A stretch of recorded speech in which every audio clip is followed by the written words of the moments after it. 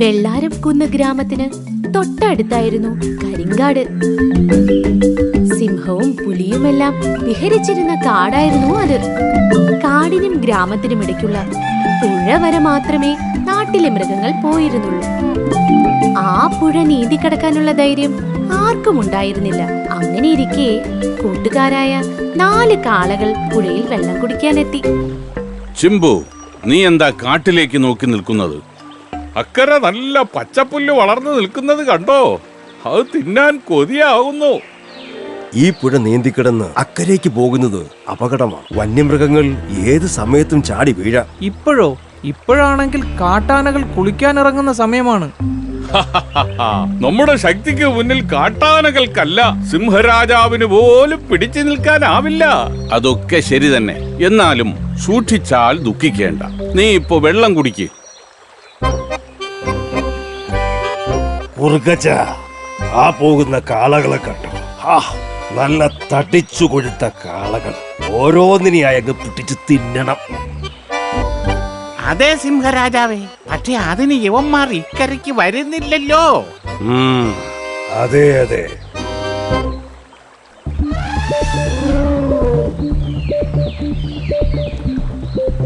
അതാ ആനകൾ കുളി കഴിഞ്ഞ് കാട്ടിലേക്ക് പോകുന്നു. ഇനി കുഴപ്പമില്ല, വാ നമുക്ക് പുഴ നീന്തിക്കടന്ന് പച്ചപ്പുല്ല് തിന്നാം. ആ ശരി, പക്ഷേ നല്ലപോലെ സൂക്ഷിക്കണം. 2 പേർ പുല്ല് തിന്നുമ്പോ മറ്റു 2 പേർ കാട്ടുമൃഗങ്ങൾ വരുന്നുണ്ടോ എന്ന് നോക്കി നിൽക്കണം. ഓക്കേ, അപ്പോ റെഡി? 1 2 3. പുഴ നീന്തിക്കടന്ന് കാളകൾ അക്കരെ എത്തി. നല്ല പച്ചപ്പുല്ല് വളർന്നു നിൽക്കുന്നത് കണ്ട് ചിമ്പു ആർത്തിയോടെ അങ്ങോട്ടോടി. ചിമ്പുവും മുത്തുവും പുല്ലു തിന്നുമ്പോൾ കല്ലനും ചിന്നനും ചുറ്റും നിരീക്ഷിച്ചു നിന്നു. ഇതെല്ലാം കണ്ട് സിംഹരാജാവ് പാറയുടെ മുകളിൽ നിൽക്കുന്നുണ്ടായിരുന്നു, കൂടെ കുറുക്കച്ചാരും. തേടിയ വള്ളി കാലി ചുറ്റി കാളകൾ പുഴ കടന്നു വന്നു. ഇന്നൊന്നിനെ പിടിച്ച് ശാപ്പിടാം.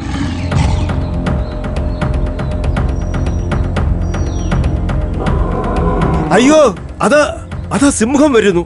നമുക്ക് ഓടി രക്ഷപ്പെടാൻ ഇനി സമയമില്ല. എല്ലാവരും റെഡിയായി നിൽക്കാം. നമ്മൾ ഒറ്റക്കെട്ടായി നിന്നാൽ അവൻ ഇവിടുന്ന് തുരത്താം. അതെ, അല്ലെങ്കിൽ നമ്മളിൽ ഒരാളെ അവൻ പിടിച്ച് തിന്നും.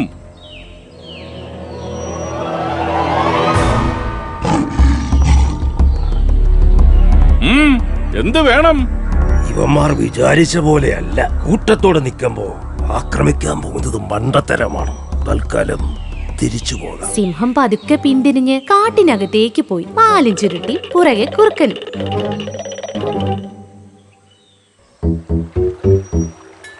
എന്നാലും രാജാവേ, വല്ലാത്ത നാണക്കേടായിപ്പോയി.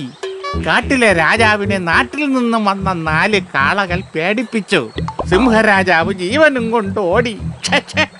എന്തൊരു നാണക്കേട്! അവന്മാരെ അങ്ങനെ വിട്ടാൽ ശരിയാവില്ല. അവരെ പിടിക്കാൻ എന്റെ കയ്യിലൊരു സൂത്രമുണ്ട്. എന്തു സൂത്രം? അവർ 4 പേരും ഒറ്റക്കെട്ടായി നിൽക്കുന്നതാണ് അവരുടെ ശക്തി. ആ സമയത്ത് അവരെ ആക്രമിക്കാൻ പോയാ പണി പാളും. അതൊക്കെ ശരി തന്നെ. എന്താണ് നിന്റെ സൂത്രമെന്ന് പറ. ഞാൻ ആ കാളകളിൽ ഒരാളെ എന്തെങ്കിലും സൂത്രം പറഞ്ഞ് ഇക്കരേക്ക് കൊണ്ടുവരാം. ഒറ്റയ്ക്ക് നിൽക്കുന്ന കാളയെ സിംഹരാജന് പെട്ടെന്ന് ഓടിച്ചിട്ട് പിടിക്കാം. നീ ആള് കൊള്ളാവല്ലോടാ കുറുക്കച്ച.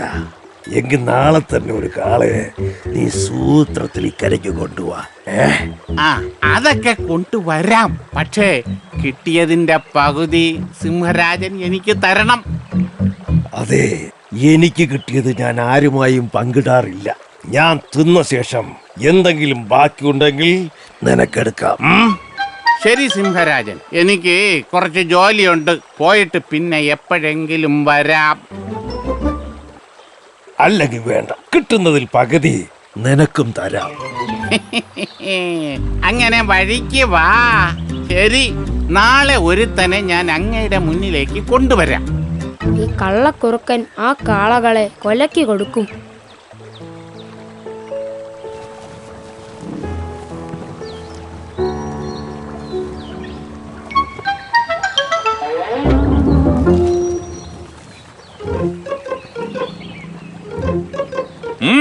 എന്ത് വേണം? എനിക്കൊന്നും വേണ്ട, പക്ഷേ നിനക്കെന്ത് വേണമെന്ന് എനിക്കറിയാം.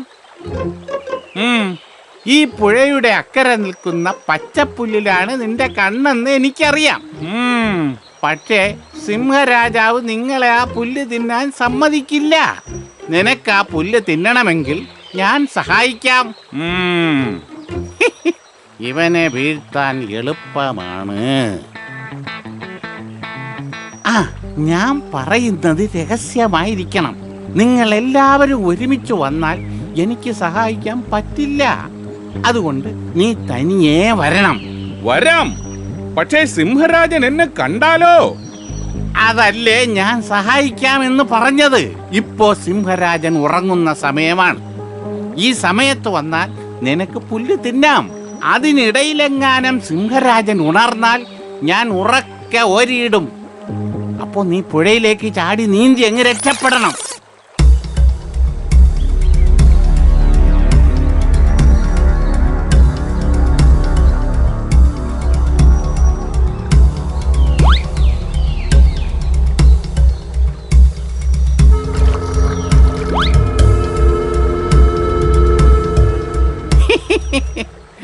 തിന്നാൻ കൊതിയാകുന്നല്ലേ?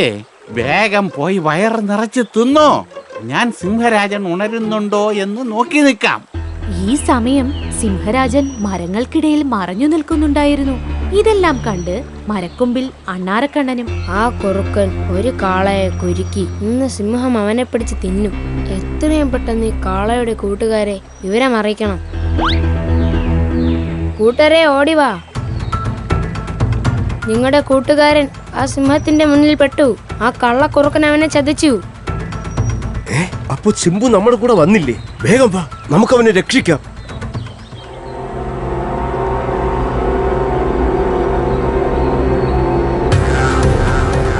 അയ്യോ, കുറുക്കൻ ചതിച്ചല്ലോ. ഇനി എങ്ങനെ രക്ഷപ്പെടും?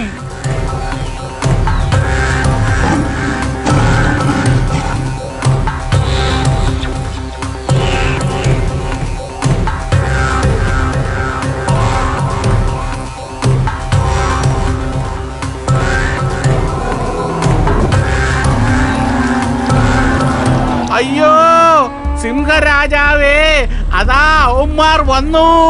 ഇനി രക്ഷയില്ല, ഓടിക്കോ.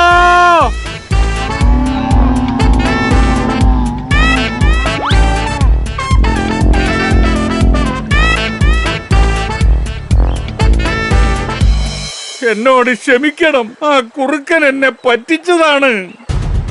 നിന്നെ ഇന്ന് ഞാൻ ശരിയാക്കും. വേണ്ട വേണ്ട, ഇനി നിങ്ങൾ തമ്മിലൊരു യുദ്ധം വേണ്ട. എന്തായാലും ചിമ്പു രക്ഷപ്പെട്ടല്ലോ. ഒരുമിച്ച് നിൽക്കുമ്പോഴുള്ള നിങ്ങളുടെ ശക്തിയാണ് യഥാർത്ഥ ശക്തി. ഒരു കാട്ടിൽ അതീവ സാമർത്ഥ്യക്കാരനും വളരെ മടിയനുമായ ഒരു സിംഹരാജാവും സൂത്രശാലിയായ ഒരു മന്ത്രിക്കുറുക്കനും ഉണ്ടായിരുന്നു. ഒരു ദിവസം, എടോ മന്ത്രി. ഓ അടിയൻ. എടോ, ഈയിടെയായി തനിക്ക് എന്റെ കാര്യത്തിൽ ഒരു ശ്രദ്ധയുമില്ല. അതെന്താ പ്രഭു അങ്ങനെ പറഞ്ഞത്? എടോ, താൻ എന്റെ ആരോഗ്യം ശ്രദ്ധിച്ചോ? പഴയതുപോലെ ഒന്നിനും വയ്യടോ. ഇരതേടി പോകാനുള്ള ശക്തിയൊക്കെ ക്ഷയിച്ചു. ഭക്ഷണം കഴിക്കാതെ ജീവിക്കാനും പറ്റില്ലല്ലോ. അത് ശരിയാ, രാജാവിന് നല്ല ക്ഷീണമുണ്ട്. താനേ വലിയ ബുദ്ധിമാനല്ലേ, എന്തെങ്കിലും ഒരു മാർഗം പറഞ്ഞതാടോ. എനിക്ക് കുറച്ച് സമയം തരൂ രാജാവേ, ഞാൻ മനസ്സിരുത്തി ഒന്ന് ആലോചിച്ചു നോക്കട്ടെ. താൻ വേണ്ടോളം ആലോചിച്ചോളൂ, പക്ഷെ എനിക്കൊരു ഉപായം പറഞ്ഞു തന്നേ പറ്റൂ. ഞാൻ പെട്ടെന്നാ തോന്നുന്നത്. എന്തെങ്കിലും ഒരു വഴി പറഞ്ഞു കൊടുത്തില്ലേ ഇങ്ങേരെന്നെ കൊല്ലാനും മടിക്കില്ല.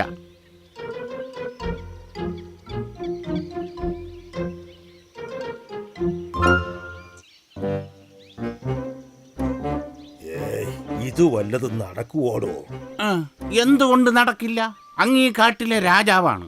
പ്രജകളുടെ ക്ഷേമത്തിനായി ഇതുവരെയും പ്രവർത്തിച്ചു. ഇപ്പോ അങ്ങയുടെ ആരോഗ്യം കുറഞ്ഞു. ഈ അവസരത്തിൽ അങ്ങയെ സഹായിക്കേണ്ടത് ആരാ? അങ്ങയുടെ പ്രജകൾ. അതുകൊണ്ട് എത്രയും പെട്ടെന്ന് ഒരു യോഗം വിളിച്ചു കൂട്ടുക.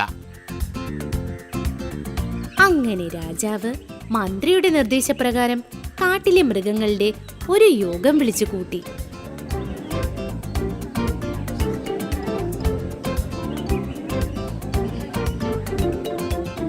എന്തിനാണാവോ രാജാവ് യോഗം വിളിച്ചിരിക്കുന്നത്?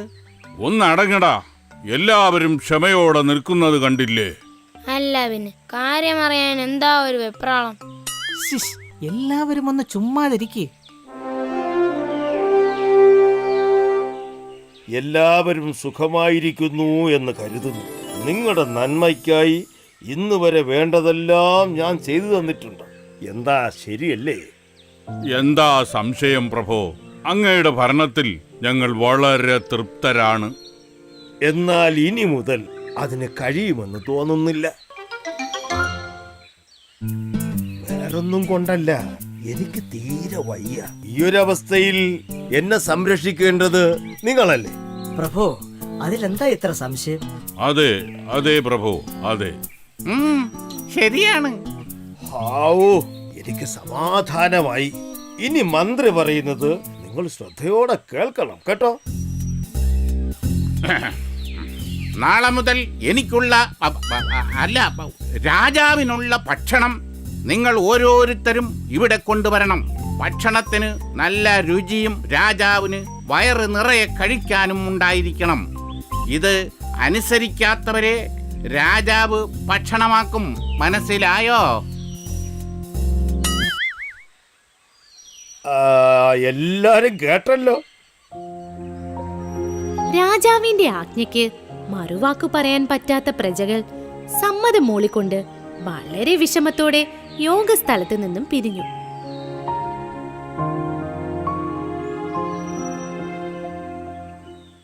ഭേഷ് ഭേഷ്. മന്ത്രി, ഇനി മുതൽ വളരെ സ്വാദിഷ്ടവും മണവുമുള്ള ഒരുപാട് ഭക്ഷണം എന്റെ മുന്നിലെത്തും. ഇതിനല്ലേ ഞാൻ മന്ത്രിയായി അങ്ങയുടെ കൂടെ കൂടിയിരിക്കുന്നത്. പിന്നെ ചെറിയ ഒരു സഹായം ഇങ്ങോട്ട് കിട്ടിയാലും കൊള്ളാമായിരുന്നു. പറഞ്ഞോളൂ. അങ്ങ് വയറ് നിറയെ ഭക്ഷിച്ച ശേഷം എന്തേലും മിച്ചം വന്നാൽ അടിയനും തന്നാൽ നന്നായിരിക്കും. അത് പിന്നെ പറയാനുണ്ടോ? തനിക്കും തരാം. എന്താ പോരെ?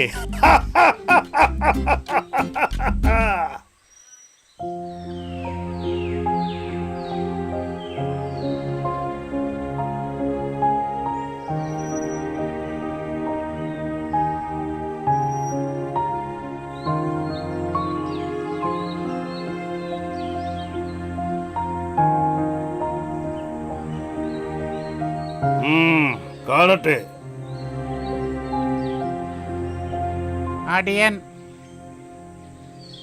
ഒരു കാര്യം ചെയ്, ഞാനിത് കഴിച്ചു കഴിയുന്നത് വരെ നീ ഇവിടെ തന്നെ നിൽക്കണം. രുചിയും അളവും ഒക്കെ നോക്കട്ടെ. പിന്നെ ഏതെങ്കിലും ഒന്നും കുറവാണെങ്കിൽ പറഞ്ഞത് ഓർമ്മയുണ്ടല്ലോ. അടിയൻ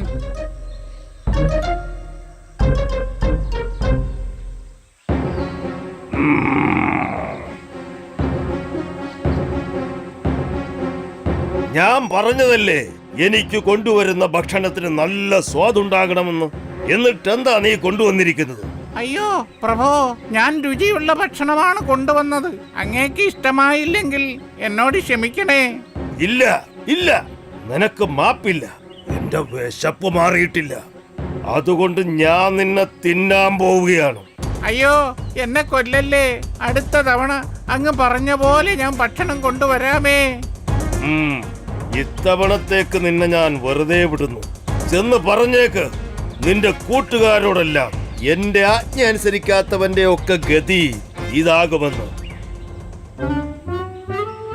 പാവം കഴുത ജീവനും കൊണ്ട് ഓടി. ചങ്ങാതിമാരോടെല്ലാം അവൻ നടന്ന കാര്യങ്ങൾ വിവരിച്ചു. അങ്ങനെ അടുത്ത ദിവസം പ്രഭു, ഇന്നങ്ങക്ക് ഞാനാണ് ഭക്ഷണം കൊണ്ടുവന്നിരിക്കുന്നത്. കാണട്ടെ. ഇന്നലെ കഴുതയ്ക്ക് സംഭവിച്ചത് അറിഞ്ഞു കാണുമല്ലോ. ഓ പ്രഭു, എന്റെ ഭക്ഷണം അങ്ങക്ക് തീർച്ചയായും ഇഷ്ടപ്പെടും, എനിക്ക് ഉറപ്പുണ്ട്.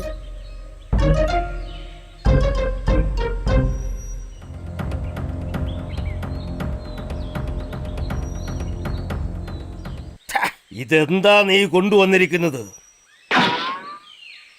നിനക്കൊന്നും പറഞ്ഞാ മനസ്സിലാവില്ലേ? ഇത്രയും കുറച്ച് ഭക്ഷണവുമായി എന്റെ മുന്നിൽ വരാൻ നിനക്ക് എങ്ങനെ ധൈര്യം വന്നു? പ്രഭു ക്ഷമിക്കണേ, അറിയാതെ പറ്റിപ്പോയതാണ്.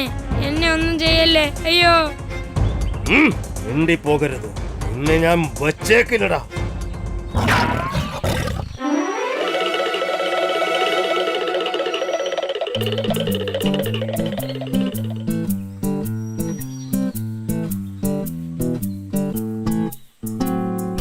അല്ല പ്രഭു, നമ്മുടെ പ്ലാൻ പോലെ ഓരോ ദിവസവും അങ്ങേക്ക് ഭക്ഷണം എത്താറില്ലേ? എന്റെ വീതം ഇങ്ങ കിട്ടിയ നന്നായിരുന്നു. നല്ല വിശപ്പുണ്ടേ, അതാ. നീയാണ് ഇതിനൊക്കെ കാരണം. നിന്റെ ഒരു ബുദ്ധി. ഒന്നിനും മര്യാദക്കുള്ള ഭക്ഷണം കൊണ്ടുവരാൻ അറിയില്ല. 2 ദിവസമായി മുഴു പട്ടിണിയില്ല. നീ ഇത് വല്ലതും അറിയുന്നുണ്ടോ? എന്നിട്ട് വീതവും ചോദിച്ചു വന്നിരിക്കുന്നു. പണി പാളിയല്ലോ. ഇനി ഈ പമ്പര വിട്ടിയ എന്ത് പറഞ്ഞു സമാധാനിപ്പിക്കും? സാരമില്ല പ്രഭു, ഞാൻ ചെന്ന് അവരോട് കാര്യങ്ങൾ ശരിക്ക് പറഞ്ഞു മനസ്സിലാക്കാം. ഇനി ഇങ്ങനെ സംഭവിക്കില്ല, ഉറപ്പ്. വേണ്ട വേണ്ട, അതൊന്നും വേണ്ട. ആരും ഇനി എനിക്ക് ഭക്ഷണം എത്തിക്കേണ്ട. എപ്പോഴും എന്റെ കൂടെയുള്ള നിനക്ക് മാത്രമേ എന്റെ ഭക്ഷണ രീതികളെ കുറിച്ച് അറിയാവൂ. അതിന് അതുകൊണ്ട് നാളെ മുതൽ നീ എനിക്ക് ഭക്ഷണം കൊണ്ടുവന്നാൽ മതി. എന്താ? അമ്പടാ, അപ്പൊ അതാണ് മനസ്സിലിരിപ്പ്. എന്റെ ഐഡിയ ആയിപ്പോയി. ഇല്ലെങ്കിൽ എന്തുവാടോ ആലോചിക്കുന്നത്? ഏയ് ഒന്നുമില്ല പ്രഭു, ഞാൻ ആലോചിക്കുമായിരുന്നു. എന്റെ കൈ കൊണ്ടുണ്ടാക്കിയ ഭക്ഷണം അങ്ങേക്ക് തരാൻ പറ്റുമല്ലോ. എനിക്ക് സന്തോഷമായി, തൃപ്തിയായി.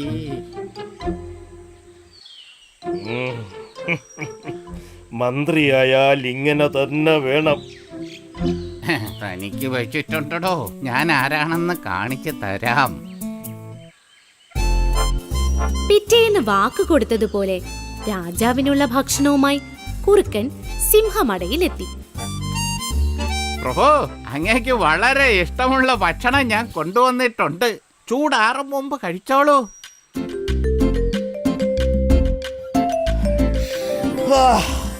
മന്ത്രി, ഇതിനെന്താ ഒരു മണം? ഇത്ര മണമാണെങ്കിൽ ഇതിനെന്ത് സ്വാദായിരിക്കും? പിന്നല്ലാതെ. കഴിക്ക്, വേഗം മുഴുവൻ കഴിക്ക്. ഇത്ര നല്ല ഭക്ഷണം കൊണ്ടുവന്ന താനും ഇത് എന്നോടൊപ്പം തന്നെ കഴിക്കണം.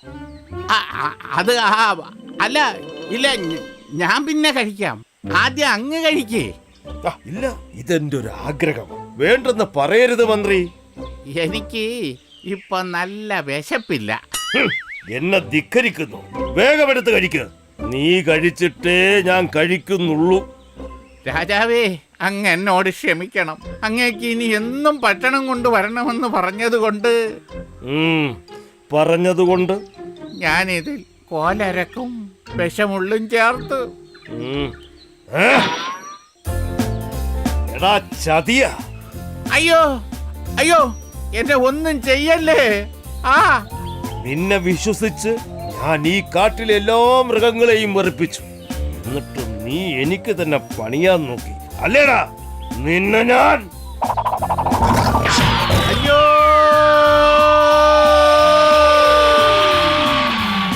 അങ്ങനെ അന്നു മുതൽ എല്ലാ മൃഗങ്ങളും സ്വൈരമായി ആരെയും ഭയക്കാതെ കാട്ടിൽ വസിച്ചു തുടങ്ങി.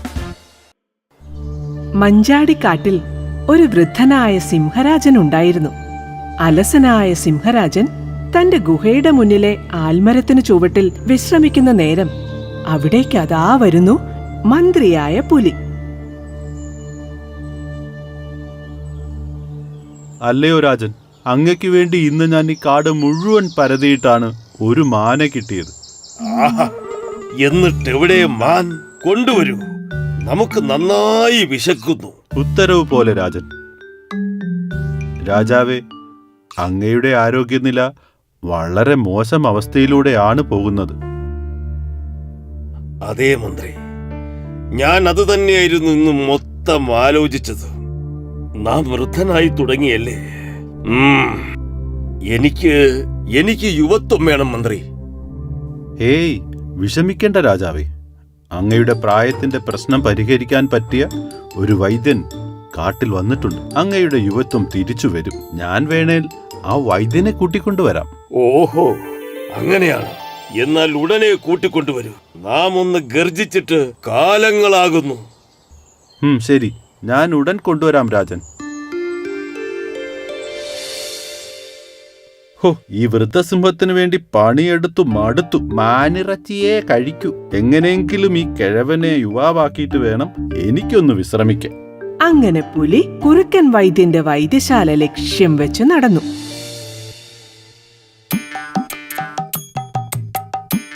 എടോ കഴുതേ, ആ പച്ചില ഇങ്ങെടുക്ക്. വൈദ്യരെ, ഞാൻ കഴുതയല്ല, കരടിയാണ്.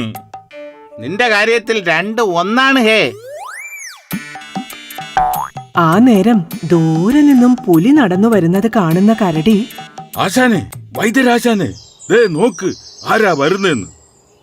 നിന്റെ കാഴ്ചയും പോയോ? അത് നമ്മുടെ മന്ത്രി പുലിയല്ലേ? എന്താണ് രാജമന്ത്രിയായ അങ്ങ് ഇവിടെ? നമസ്കാരം കുറുക്കൻ വൈദ്യരെ. ഒന്നും പറയേണ്ട വൈദ്യരെ, ഞാനൊരു വലിയ പ്രശ്നത്തില. ഓഹോ, എന്താ കാര്യം? അങ്ങക്ക് അറിയാലോ സിംഹരാജൻ വൃദ്ധനാണെന്ന കാര്യം. അറിയാം. ആശാനെ, ഈ പച്ചില എന്ത് ചെയ്യണം? നീ മുഖത്തരച്ച് തേക്ക്. അല്ല പിന്നെ ഒന്നങ്ങോട്ട് മാറി നിക്ക് കഴുതേ. വൈദ്യരെ, ആ സിംഹത്തിന് ഭയങ്കര വാശിയ. മാനിറച്ചിയെ കഴിക്കൂ.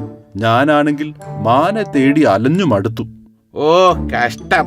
അല്ല, ഞാൻ എന്തു വേണമെന്നാ പറയുന്നേ? അതെ വൈദ്യരെ, അങ്ങയുടെ കയ്യിൽ യുവത്വം നിലനിർത്താനുള്ള മരുന്നുണ്ടെന്നും പറഞ്ഞാ ഞാൻ ഇങ്ങോട്ട് വന്നത്. ഓഹോ, എന്നെ കൊലയ്ക്ക് കൊടുക്കാനുള്ള തന്ത്രം? അയ്യോ അല്ല, സിംഹരാജന്റെ കയ്യിൽ നിന്ന് എനിക്ക് രക്ഷപ്പെടണം. പണിയെടുത്ത് മടുത്തു. വൈദ്യൻ, എങ്ങനെയെങ്കിലും എന്നെ ഒന്ന് രക്ഷിക്കണം. പുലിയുടെ അവസ്ഥ മനസ്സിലാക്കിയ കുറുക്കൻ തനിക്ക് ഗുണമുള്ള ഒരു തന്ത്രം മെനഞ്ഞു. ശേഷം, നിങ്ങൾ ധൈര്യമായി പൊയ്ക്കോ. സിംഹരാജനെ എത്രയും വേഗം ഞാൻ യുവാവായി മാറ്റിത്തരാം. പോരേ? നന്ദിയുണ്ട് വൈദ്യരെ. ആശാനെ, ആശാനെ, കൊള്ളുന്ന ആശാനെ. ഓ, എന്റെ പൊന്നടാവേ, നീ ആ പച്ചിലെടുത്ത് മുഖത്തരച്ച് തേച്ചോ? ആശാനല്ലേ പറഞ്ഞത്? എന്തെങ്കിലും കാണിക്ക്. നീ വേഗം ഇറങ്ങ്, സിംഹരാജനെ കാണണം. പുലിയും സിംഹവും അക്ഷമരായി കുറുക്കൻ വൈദ്യനെ കാത്തിരിക്കുകയാണ്. മന്ത്രി, എവിടെ വൈദ്യൻ? അല്പം കൂടി ക്ഷമിക്കൂ രാജൻ, മരുന്നുമായി വേഗം വരാമെന്ന് പറഞ്ഞതാ.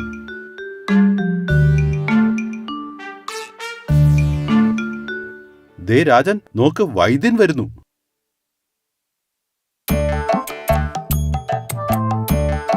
നമസ്കാരം രാജൻ. നമസ്കാരം, നമസ്കാരം.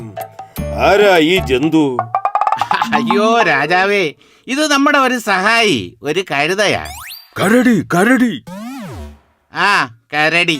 ഭയാനകം തന്നെ. ഇച്ചിരി തേൻ കൊടുത്താ നന്നായി പണി ചെയ്യും. തീറ്റപ്രിയനാണെന്നേ ഉള്ളൂ. സഹായിയ. ആ, ശ്വാസം ഒന്ന് ആഞ്ഞു വലിച്ചേ. തട്ടോ മുട്ടോ, ഇടിവോ ചതവോ തൊഴിയോ, അങ്ങനെ എന്തെങ്കിലും കിട്ടിയിട്ടുണ്ടോ? ഏയ്, ഇല്ല.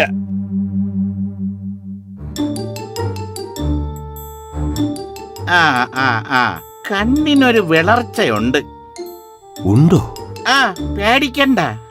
അതിനൊക്കെ ഉള്ള മരുന്ന് എന്റെ കയ്യിലുണ്ട്.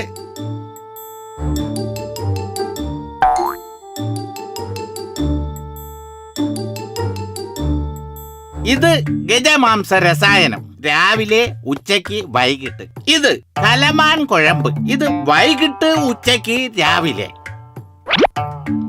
രാജൻ, അങ്ങ് കൃത്യമായി ഈ മരുന്ന് കഴിക്കണം. പിന്നെ ഇനി മുതൽ തീരെ ചെറിയ മൃഗങ്ങളെ മാത്രമേ കഴിക്കാൻ പാടുള്ളൂ. മുയൽ, എലി, പല്ലി, പാറ്റ തുടങ്ങിയവ. അതും അങ്ങ് തന്നെ വേട്ടയാടി പിടിക്കണം. ഈ പറഞ്ഞതൊക്കെ കൃത്യമായി പാലിച്ചാൽ ഞാൻ ചെറുപ്പമാകുമോ വൈദ്യരെ? പിന്നെ ഉറപ്പല്ലേ? സിംഹത്തിന് കുറുക്കന്റെ വാക്കുകൾ കേട്ട് ഒരുപാട് സന്തോഷമായി. താൻ ചെറുപ്പമാകാൻ പോകുന്നുവെന്ന് വിശ്വസിച്ച സിംഹം കുറുക്കന് നിറയെ സമ്മാനങ്ങൾ നൽകി. പോകുന്നേരം കുറുക്കൻ പറഞ്ഞു, അല്ലയോ രാജൻ, അങ്ങ് ഒരു കാര്യം കൂടി ശ്രദ്ധിക്കണം. എന്തിനെ വേട്ടയാടിയാലും അതിന്റെ പകുതി മന്ദാരക്കുന്നിന്റെ ചെരുവിലെ ആൽമര ചുവട്ടിൽ വിശന്ന് വരുന്ന ഏതെങ്കിലും പാവപ്പെട്ട വയസ്സായ ഒരു മൃഗത്തിന് കൊടുക്കണം. അങ്ങനെ ആരെങ്കിലും അവിടെ കാണുമോ? പിന്നെ ഉറപ്പായും അവിടെ കാണും. പാതി ആ പാവത്തിന് കൊടുക്കണം, എന്നാലേ മരുന്ന് ഫലിക്കൂ. കുറുക്കൻ വൈദ്യന്റെ വാക്കുകൾ വിശ്വസിച്ച സിംഹരാജൻ തന്റെ തളർച്ച വകവെക്കാതെ ചെറുമൃഗങ്ങളെ വേട്ടയാടി തുടങ്ങി.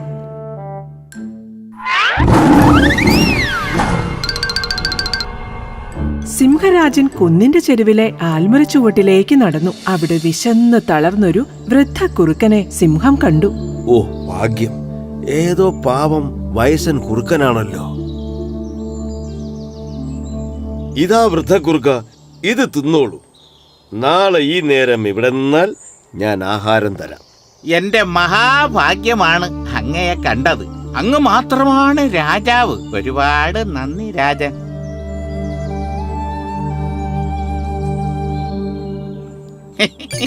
മണ്ടൻ രാജൻ, എന്നും ഇങ്ങനെ ആയ എന്റെ കാര്യം കുശാലി. അങ്ങനെ സിംഹം സന്തോഷത്തോടെ അവിടെ നിന്നും മടങ്ങി. അതൊരു പതിവായി തീർന്നു. എന്നും കുറുക്കൻ വൃദ്ധവേഷത്തിൽ സിംഹത്തെ പ്രതീക്ഷിച്ചു നിൽക്കും. സിംഹരാജന്റെ പ്രവൃത്തി ദിനം പ്രതി കൂടുന്നത് ചെറുമൃഗങ്ങൾക്കിടയിൽ കടുത്ത ഭയമുണ്ടാക്കി തുടങ്ങി. അങ്ങനെ ഒരു ദിവസം, നമ്മളിനി എന്ത് ചെയ്യും? നമ്മുടെ വംശം നശിക്കും. അതെ, ഒരു വഴി കണ്ടെത്തണം. എന്ത് വഴി? കാട് വിട്ട് നാട്ടിലേക്ക് പോകണമെന്ന് വെച്ചാ മനുഷ്യർ പിടിക്കും. ഇവിടെ നിന്നാൽ ആ കിഴവൻ സിംഹം പിടിക്കും. ശരിയാണ്, കാട് മുഴുവൻ കാവലുണ്ട്. നമുക്ക് എങ്ങോട്ടും പോകാൻ പറ്റില്ല. നമ്മൾ ഇങ്ങനെ തീരാനാണോ ജനിച്ചത്? അല്ല, പക്ഷേ നമ്മൾ എന്ത് ചെയ്യും? ഇതിന്റെയൊക്കെ പിന്നിൽ ആ കുറുക്കൻ വൈദ്യനാണ്. അങ്ങനെയാണെങ്കിൽ ഒരു വഴിയുണ്ട്. എന്ത് വഴി? വൈദ്യന്റെ സഹായമില്ലേ ആ കരടി? അവനൊരു മണ്ടനാണ്, മാത്രമല്ല ഒരു തേൻ കൊതിയനുമാണ്. നമുക്ക് അതൊരു മാർഗമാക്കിക്കൂടെ? ശരിയാ, വാ, നീ തേൻ കയ്യിൽ കരുതിക്കോ. അങ്ങനെ കൂട്ടത്തിലൊരു മുയലും എലിയും കൂടി കരടിയെ തേടി നടന്നു.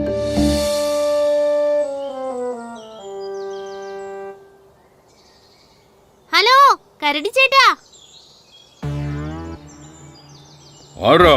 മനസ്സിലായില്ലല്ലോ. ഞങ്ങൾ അങ്ങേ കാണാൻ വന്നതാണ്. എന്റെയോ? എന്തിന്? അങ്ങീ കാട്ടിലെ താരമല്ലേ, അതുകൊണ്ട് ചെറിയൊരു സമ്മാനം തരാനായി വന്നതാ. സമ്മാനമോ? എന്ത് സമ്മാനം?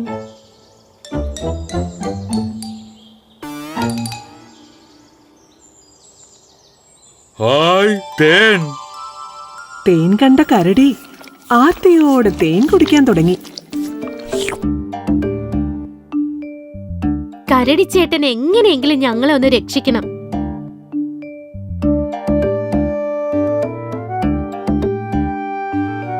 ഓഹോ, അപ്പോ അങ്ങനെയാണോ കാര്യങ്ങൾ? ചേട്ടൻ ഞങ്ങളെ സഹായിച്ചാൽ നമ്മൾ ഇനിയും തേൻ കൊണ്ടുതരാം. എങ്കിൽ ആ കാര്യം ഞാൻ ഏറ്റു. നമ്മൾക്ക് ഇപ്പോൾ തന്നെ സിംഹരാജനെ കണ്ട് കാര്യങ്ങൾ ബോധ്യപ്പെടുത്താം. സിംഹത്തിന്റെ അടുത്തേക്ക് നടന്നെത്തിയ കരടിയും മുയലും എലികളും ഭയന്നെങ്കിലും സിംഹത്തോട് കാര്യം പറഞ്ഞു. അല്ലയോ സിംഹരാജൻ, അങ്ങൊരു വിഡ്ഢിയാണ്. എന്തു പറഞ്ഞു? അതെ, അങ്ങ് കള്ളനായ കുറുക്കന്റെ വാക്ക് കേട്ട് സ്വയം വിഡ്ഢിയാകുകയാണ്. സത്യമാണ് സിംഹരാജൻ. വിശ്വാസമായില്ലെങ്കിൽ ഞങ്ങൾ തെളിയിക്കാം. അങ്ങ് ഞങ്ങളെ മന്ദാരക്കുന്നിന്റെ ചരിവിലെ മരച്ചോട്ടിലുള്ള വയസ്സൻ കുറുക്കന് കൊടുത്തിട്ട് വേണയിൽ നോക്കിക്കണ്ടോ? അത് വൃദ്ധൻ കുറുക്കനല്ല, അങ്ങയെ പറ്റിച്ച കുറുക്കൻ വൈദ്യനാണ് രാജാവേ. അവർ പറഞ്ഞതു പ്രകാരം സിംഹം വൃദ്ധക്കുറുക്കന്റെ കയ്യിൽ മുയലിനെയും എലിയെയും നൽകി. ശേഷം സിംഹം കുറുക്കന്റെ പ്രവൃത്തികൾ വീക്ഷിച്ചു. മണ്ടനായ ഒരു രാജാവുള്ളത് കൊണ്ട് ബുദ്ധിമാനായ എനിക്ക് എന്നും പണിയെടുക്കാതെ ഇങ്ങനെ തിന്നാം. അപ്പൊ നമുക്ക് തുടങ്ങാം. തുടങ്ങാം. എടാ, നിന്നെ ഞാൻ നീ പറ്റിച്ചത് ഈ കാടിന്റെ രാജാവിനെയാണ്. എടാ നിന്നെ ഞാൻ അയ്യോ മഹാരാജൻ, എന്നെ ഒന്നും ചെയ്യല്ലേ. ഞാൻ ഈ കാട് വിട്ടു പൊയ്ക്കോളാമേ. അയ്യോ. രാജൻ അങ്ങൊന്നു മനസ്സിലാക്കണം, എല്ലാവരും വയസ്സാവും.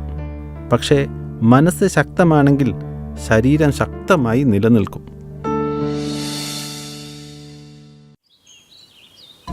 ഒരിക്കലൊരു കാട്ടിൽ വൃദ്ധനായ ഒരു സിംഹം ഇര തേടി നടക്കുകയായിരുന്നു. അതാ ഒരു മുയൽ, അവനെ പിടിച്ച നല്ലൊരു ശാപ്പാടായി. ഹായ്, എന്തൊരു ടേസ്റ്റ് ആയിരിക്കും അവനെ തിന്നാൻ.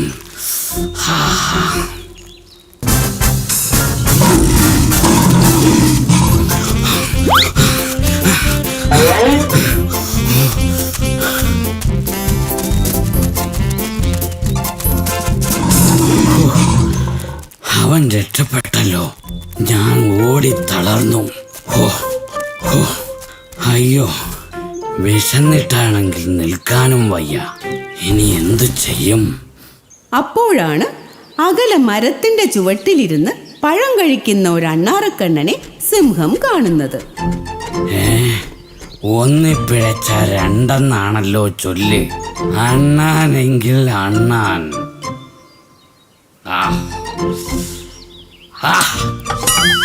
അയ്യോ, പല്ലു കഴിഞ്ഞ വായു വെച്ച് കടിച്ചപ്പോ എന്തൊരു വേദന.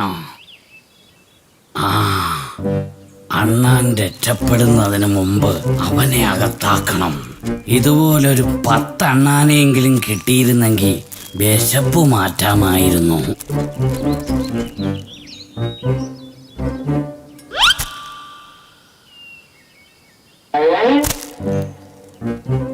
ഇത് തൊട്ട് നിൽക്കാൻ പോലുമില്ല.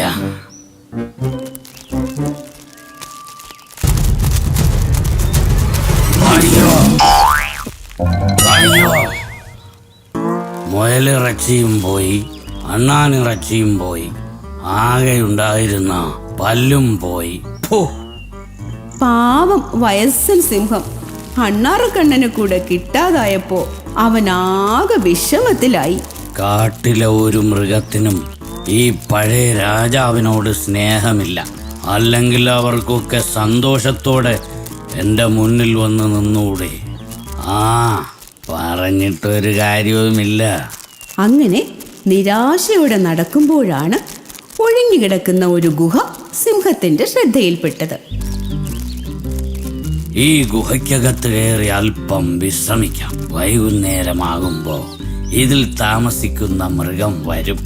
അപ്പോ അവനെ ശാപ്പിടുകയും ചെയ്യാം. Idea idea idea, super idea.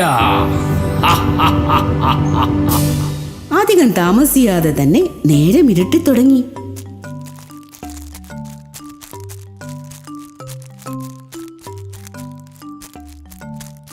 കുറുക്കച്ചാ, നമുക്ക് ഇനി നാളെ കാണാം. ശരി, അപ്പോ നാളെ രാവിലെ തന്നെ ഞാൻ എത്താം. ചങ്ങാതി, ഒന്ന് നിൽക്കണേ. എന്താ? എന്തു പറ്റി? നീ ഇത് കണ്ടോ? ഇവിടെ നിലത്ത് ഏതോ ജീവിയുടെ കാൽപ്പാടുകൾ. ശരിയാണല്ലോ. നിന്റെ ഗുഹയ്ക്കുള്ളിൽ ആരോ കയറിയിട്ടുണ്ട്. അത് പുറത്തേക്ക് പോയിട്ടില്ല, ഉറപ്പാണ്. നീ ഇപ്പോ അകത്തേക്ക് പോയാൽ ചിലപ്പോ അത് അപകടമാകും. അയ്യോ, അതിനെ എങ്ങനെ പുറത്താക്കും? നീ പേടിക്കണ്ട, നമുക്ക് വഴി ഉണ്ടാക്കാം. കൗശലക്കാരനായ കുറുക്കൻ ഉടൻ തന്നെ ഒരു സൂത്രം പ്രയോഗിക്കാൻ തീരുമാനിച്ചു. അവൻ ഗുഹയ്ക്ക് മുന്നിൽ ചെന്ന് നിന്ന് ഉറക്കെ വിളിച്ചു പറഞ്ഞു, എന്റെ പ്രിയപ്പെട്ട ഗുഹേ, നിനക്ക് സുഖമാണോ? എന്നാൽ ഗുഹയ്ക്കുള്ളിലിരുന്ന സിംഹത്തിന് ഇത് കേട്ട് സംശയമായി. ഈ കുറുക്കനെന്താ വട്ടുണ്ടോ? ഇവൻ എന്തിനാ ജീവനില്ലാത്ത ഗുഹയോട് സംസാരിക്കുന്നത്?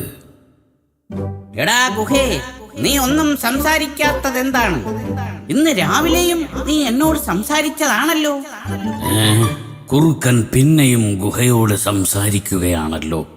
അപ്പോ ഇത് സംസാരിക്കുന്ന ഗുഹയായിരിക്കും. ഗുഹയ്ക്ക് പകരം ഞാൻ മറുപടി പറയാം. ആ, എനിക്ക് സുഖമാണ്, പരമസുഖം. നീ അകത്തേക്ക് കയറി വാ, നമുക്കകത്തിരുന്ന് സംസാരിക്കാം. കരടിച്ചാരെ, ഇപ്പോ കാര്യം പിടികിട്ടിയില്ലേ? ഒരു സിംഹമകത്തുണ്ട്. നീ എന്നോടൊപ്പം വാ. ഇന്ന് രാത്രി കഴിയാനുള്ള ഇടം ഞാൻ കാണിച്ചു തരാം. അങ്ങനെ കരടിയും കുറുക്കനും സിംഹത്തിന്റെ മുന്നിൽ പെടാതെ രക്ഷപ്പെട്ടു.